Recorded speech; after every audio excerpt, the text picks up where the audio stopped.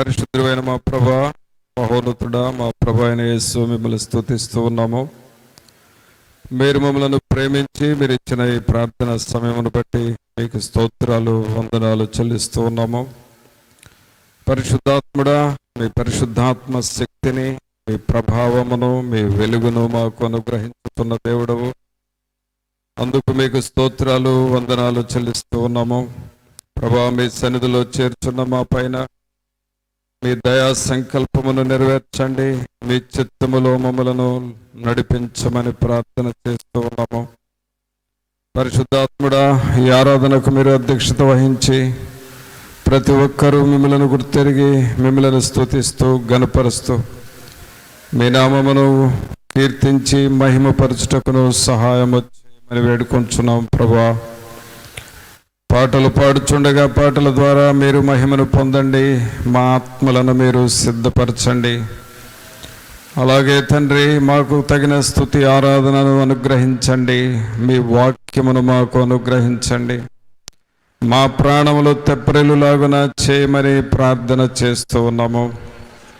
మీ సన్నిధిలో ఉన్న సర్వ సంపదల చేత మమ్మలను స్థిరపరచండి, బలపరచమని ప్రార్థన చేస్తూ ఉన్నాము. ప్రభా, ఘనత ప్రభావములు మీ సన్నిధిలో ఉన్నవి, బల సౌందర్యములు మీ సన్నిధిలో ఉన్నవి. వాటిని మాకు అగపరచండి. వాటిని మేము పొందుకున్నటకును సహాయము చేయండి. ఈ ఆవరణమంతటిని మీరు స్వాధీనపరచుకోనండి. చిన్నపిల్లలు, పెద్దలు ప్రతి ఒక్కరూ మిమ్మల్ని స్తుతించుకొని బిడ్డలుగా ప్రతి ఒక్కరిని మీరు చేయమని వేడుకొంచున్నాము. రాజా, రక్షకుడా, మీకు స్తోత్రాలు, వందనాలు చెల్లిస్తూ ఉన్నాము.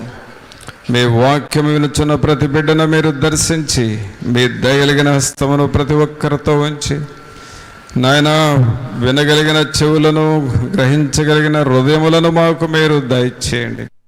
మీ ఆత్మను నాయన తండ్రి అభ్యంతరపరచు వేరొక ఆత్మ ఏది లేకుండా చేసి పరిశుద్ధాత్మ నింపుదల సహాయం మాకు అనుగ్రహించి మీరు అధ్యక్షత వహించి నడిపించి ఘనత ప్రభావాలు మీరే ఆరోపించుకొనమని నజరేయుడైన యేసు నామమున అడిగి వేడుకొంచున్నాం తండ్రి. ఆమేన్. పాటలు పాడుకుందామండి. హల్లెలూయా, స్తుతి మహిమ ఎల్లప్పుడూ దేవుని స్తుతించెదము. హల్లెలూయా, స్తుతి మహిమ ఎల్లప్పుడూ దేవుని స్తుతించెదము. హల్లెలూయా, హల్లెలూయా, హల్లెలూయా, హల్లెలూయా, హల్లెలూయా, హల్లెలూయా, హల్లెలూయా, స్తుతి మహిమ ఎల్లప్పుడూ దేవుని స్తుతించెదము.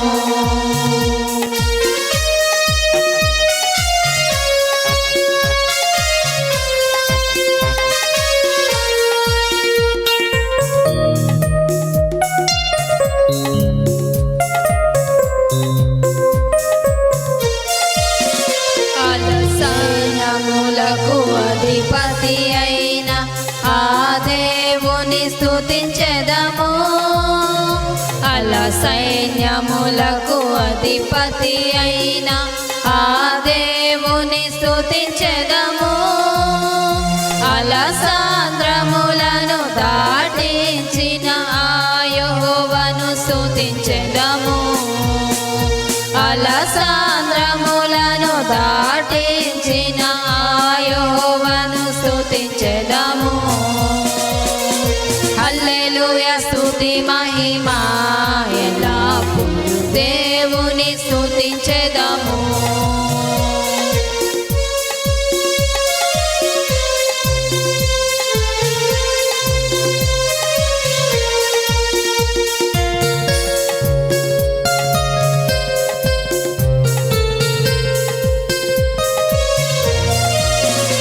ఆకాశము నుండి మన్నాను పంపిన దేవుని స్తుతించెదము. ఆకాశము నుండి మన్నాను పంపిన దేవుని స్తుతించెదము. బండ నుండి మధుర జలములు పంపిన యెహోవాను స్తుతించెదము. బండ నుండి మధుర జలములు పంపిన యెహోవాను స్తుతించెదము. హల్లెలూయా స్తుతి మహిమ ఎల్లప్పుడూ దేవుని స్తుతించెదము.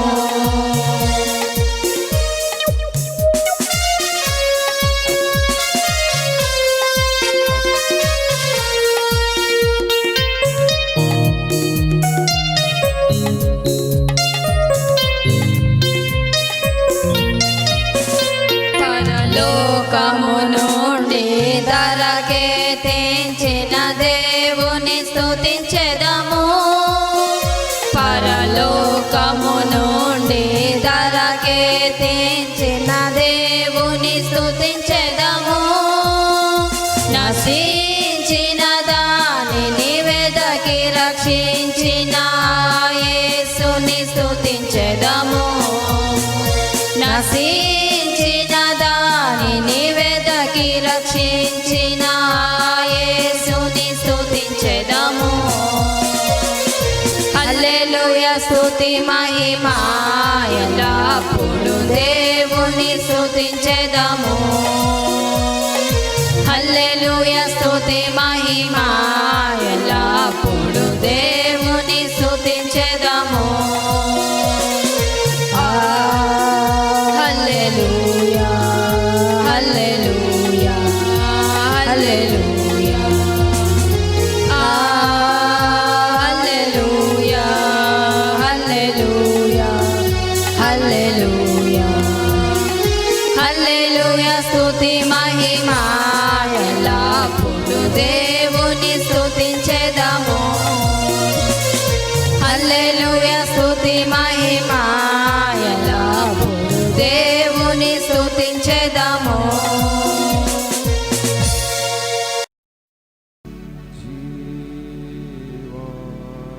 జీవాత్మనా నీతికి రమ్ము. దేవుని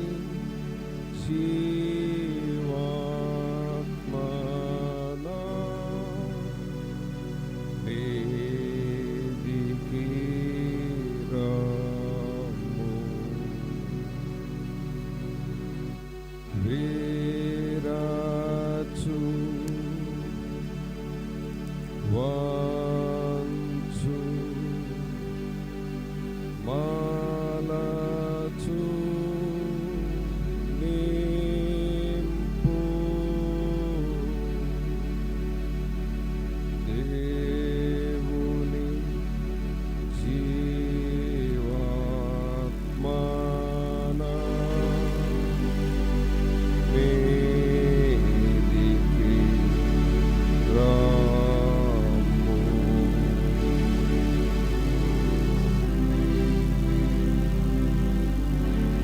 పరిశుద్ధుడైన మా ప్రభువా, మీకు స్తోత్రాలు వందనాలు చెల్లిస్తున్నాము.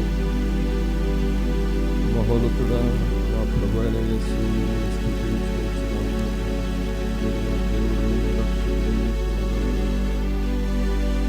మేము మా కుటుంబము మిమ్మల్ని స్తుతించాము. మీ నామమును కనపరచాము. అది మాకెంతో ఆశీర్వాదకరముగా ఉంటాము. సహాయం మిమ్మలను సేవించుటలో ఘనపరచుటలో ఎక్కడా మేము వెనకబడకూడదు. తండ్రి, మిమ్మల్ని స్తుతిస్తూ ఉన్నాము. మీ సన్నిధానంలోనికి వచ్చినాము. మీ వాక్యము దగ్గరకు వస్తున్నాం ప్రభా. మీ బలమైన అగ్ని లాంటి మీ ఆత్మశక్తిని మాకు మీరు దయచేయండి. మీ వాక్యము ద్వారా మాతో మాట్లాడండి ప్రభా. మా నరాలలోనికి, మా శరీర అవయవాలలోనికి ఈ పరిశుద్ధ లేఖనాలు వెళుతూ ఉండాలి, ప్రవహిస్తూ ఉండాలి ప్రభా. లేఖనాలలో ఉన్న శక్తి మమ్ములను తాకాలి ప్రభా. లేఖనాలలో ఉన్న స్వస్థత మా శరీరానికి రావాలి ప్రభువా. దేవుని వాక్యములున్న జీవము మా అంతరంగంలోనికి వెళ్ళాలి. పరిశుద్ధాత్ముడా, మీ వైపు చూస్తూ ఉన్నాము, మీ మాటల కొరకు ఎదురు చూస్తూ ఉన్నాము. మీరు నోరు తెరిచి మాతో మాట్లాడమని, మీ మాటలు మా హృదయాన్ని తాకులాగా చేయాలి. పరిశుద్ధాత్ముడా, మీ వైపు చూస్తూ మీ సన్నిధి మాతో ఉంచి నడిపించమని నజరేయుడైన యేసు నామమున అడిగి వేడుకొంచున్నాము తండ్రి, ఆమేన్. మంచిది పిల్లరా, దేవుని వాక్యంలో నుండి బైబిల్ గ్రంథంలో మొదటి పుస్తకం ఆదికాండంలో నుండి చూద్దాము. ఆదికాండము 45వ అధ్యాయము.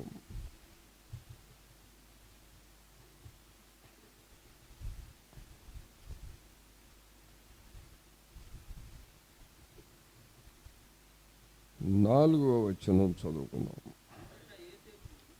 అంతటా యోసేపు నా దగ్గరకు రండని తన సహోదరులతో చెప్పినప్పుడు వారు అతని దగ్గరకు వచ్చిరి. అప్పుడు అతడు, ఐగుప్తునకు వెళ్ళునట్లు మీరు అమ్మివేసిన మీ సహోదరుడైన యోసేపును నేనే. పిల్లరా, ఇక్కడ మనం చదువుతున్న ఈ వాక్య భాగంలో చాలా సంవత్సరాల తర్వాత ఒక కుటుంబము కలుసుకొని మాట్లాడటం జరుగుతూ ఉంది. ఎవరిది ఈ కుటుంబం అంటే యాకోబు కుటుంబం. యాకోబు కుటుంబం. ఈ కుటుంబంలో ఒకప్పుడు పిల్లలందరూ కలిసి ఉండేవాళ్ళు. యాకోబుకి 12 మంది సంతానం. వారందరూ చక్కగా కలిసి ఉండేవాళ్ళు. కానీ వారిలో యోసేపు అనే ఒక వ్యక్తిని, లాస్ట్ బట్ వన్, ఫ్యామిలీలో చివరి నుండి రెండో వాడు యోసేపు. ఆ యోసేపుని ఈ అన్నలు పగబట్టి ఇతన్ని ఎలాగైనా సరే, మరి తండ్రి ఇతన్ని ఎక్కువగా ప్రేమిస్తున్నాడు కాబట్టి ఇతన్ని మనం ఖాన్ రాకుండా చేయాలి అని అనుకున్నారు. సరే, ఈ అన్నలు ఒక ప్లాన్ చేశారు. వీడు యోసేపు అనేవాడు, ఈ కలలు కనేవాడు, వీడిని ఎలా ఖాన్ రాకుండా చేయాలని చూస్తే వాళ్ళు అతన్ని తీసుకువెళ్ళి ఒక పాడుబడిన గుంటలో పడేశారు. తర్వాత అతని విచిత్రపు అంగీని తీసి రక్తంలో ముంచి, ఇదిగో నువ్వు ప్రేమిస్తున్న నీ కొడుకుని ఆ పులులు తినేసి ఆ షర్టు దొరికింది మాకు అని చెప్పారు. ఇదంతా మనకు తెలిసిన విషయం. అయితే ఇప్పుడే మనం పాట విన్నాం. ఏంటి ఆ పాట అంటే, దేవుని సన్నిధిలో మా కుటుంబాన్ని ఆశీర్వదించండి. ప్రియరా, ఈ కుటుంబం ఇప్పుడు ప్రజెంట్గా చూస్తే వేరైన కుటుంబముగా ఉంది. అంటే 3 సెక్షన్స్ అయిపోయింది. ఒకే ఫ్యామిలీ 3 సెక్షన్స్ అయిపోయింది. ఒకటి, తండ్రి యాకోబు ముసలివాడైపోయి పిల్లోడు కోసం ఏడుస్తూ ఆయన ఒక జీవితాన్ని జీవిస్తున్నాడు. రెండు, ఆ గోతిలో గుంటలో పడవేయబడిన యోసేపు ఒక్కడే ఇంకొక చోట సపరేట్గా జీవిస్తున్నాడు. తర్వాత వీళ్ళ యోసేపు అన్నలో ఇంకొక గుంపుగా బ్రతుకుతున్నారు. అంటే ఒకే ఫ్యామిలీ 3 పార్ట్స్ అయిపోయింది, 3 చీలికలు వచ్చినాయి, 3 డివిజన్స్ వచ్చినాయి ఆ ఫ్యామిలీలో. పిల్లరా, ఒక ఫ్యామిలీలో డివిజన్స్ వచ్చినాయి అని అంటే అది ఖచ్చితంగా సాతానుడి పని. తల్లి, తండ్రి, పిల్లలు, ఒక ఫ్యామిలీ అంతా కలిసి ఉండాలి. మీరు వేరు మేము వేరు అని ఎప్పుడైతే ఆ డివిజన్స్ స్టార్ట్ అవుతాయో ఆ కుటుంబంలో దయ్యం పనిచేస్తుందని అర్థం. ఈ యాకోబు కుటుంబంలో అలాంటి డివిజన్స్, ఆ విభాగాలు స్టార్ట్ అయినాయి.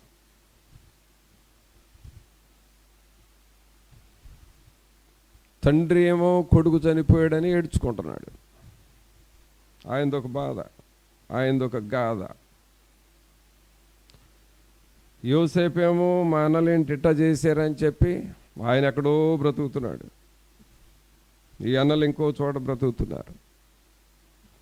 కానీ చాలా సంవత్సరాల తర్వాత మరలా దేవుడు ఈ కుటుంబాన్ని కలుపుతున్నాడు,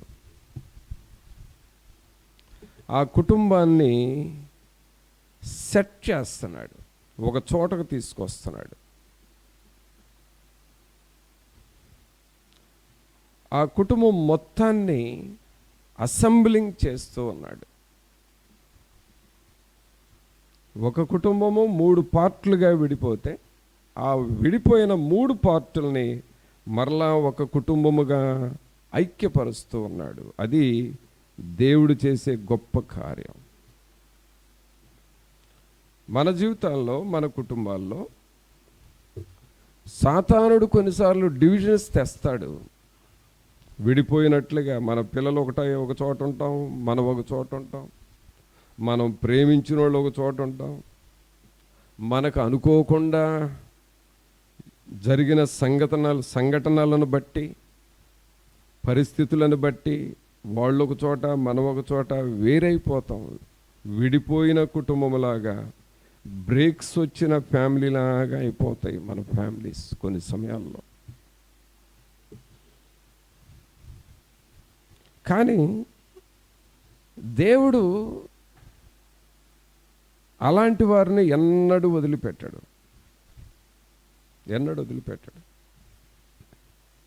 ఇక్కడ జరుగుతుంది ఏంటి అని అంటే, యోసేపు ఐగుప్తు దేశంలోకి వెళ్ళిన తర్వాత ఒక ఉన్నత స్థానంలో ఉన్నాడు. ఆ యోసేపు ఆ ఐగుప్తు దేశంలో ఉన్నప్పుడు ఆ దేశానికి ప్రధానమంత్రిగా మారిపోయాడు. అలాగే ఆ ప్రాంతాలన్నిటిలో కరువు వచ్చింది. కరువు వచ్చినప్పుడు ప్రజలు ఆకలి బాధ తట్టుకోలేక ధాన్యము ఎక్కడ దొరుకుతుందా అని చూస్తే ఐగుప్తు దేశంలో ఉందన్న సంగతి తెలిసింది. సరే, ధాన్యం అమ్మే చోటకు వెళ్ళి ధాన్యం తెచ్చుకుందామని ఈ యోసేపు యొక్క అన్నలు బయలుదేరి ధాన్యం అమ్మే స్థలానికి వెళ్ళారు. వెళ్ళినప్పుడు అక్కడ ధాన్యం పంచుతుంది ఎవరంటే యోసేపు. కొనటానికి వచ్చింది ఎవరయ్యానంటే యోసేపు యొక్క అన్నలు. ఇక్కడ చూస్తే ఒక ఫ్యామిలీ విడిపోయింది అని చెప్పాను కదా. ఇప్పుడు అదే ఫ్యామిలీలో ఒకళ్ళేమో అమ్మేవాళ్ళుగా ఉన్నారు, మరొకరు కొనేవారుగా ఉన్నారు. ఈ కొనేవాళ్ళు అన్నలు వాళ్ళకు కావలసిన సంచులు తీసుకువెళ్ళి రేషన్ షాపులో నిలబడ్డట్టు లైన్లో నిలబడ్డారు. యోసేపు వాళ్ళను చూశాడు. చూసి ఏమంటున్నాడో చూడండి, 3వ వచనం.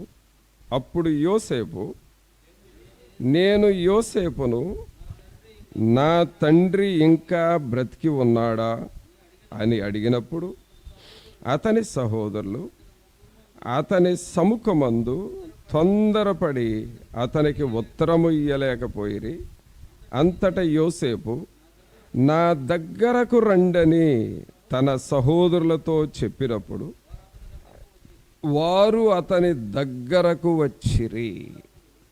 పిల్లలు ఇక్కడ గమనించాల్సింది ఏంటంటే, ఆ లైన్లో నిలబడ్డ అన్నలను చాలా సంవత్సరాల తర్వాత చూశాడు.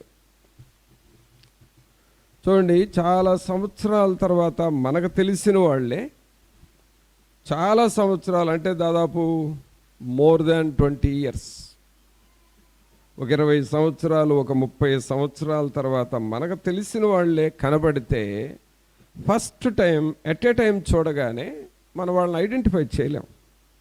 ఎక్కడో చూసినట్లుంది, ఎప్పుడో చూసినట్లుంది, వీళ్ళెవరో నాకు బాగా తెలుసు అని అనుకుంటా ఉంటాం. తర్వాత మనకు గుర్తొస్తే ఆ ప్రేమ, ఆప్యాయత, ఆ ఎక్స్ప్రెషన్స్ వేరుగా ఉంటాయి. అలాగే ఇక్కడ యోసేపు అన్నలు ధాన్యం కోసం వచ్చి దూరంగా నిలబడితే యోసేపు వాళ్ళని చూడగానే గుర్తుపెట్టాడు. అరెరే, వీళ్ళు మా అన్నలు కదా,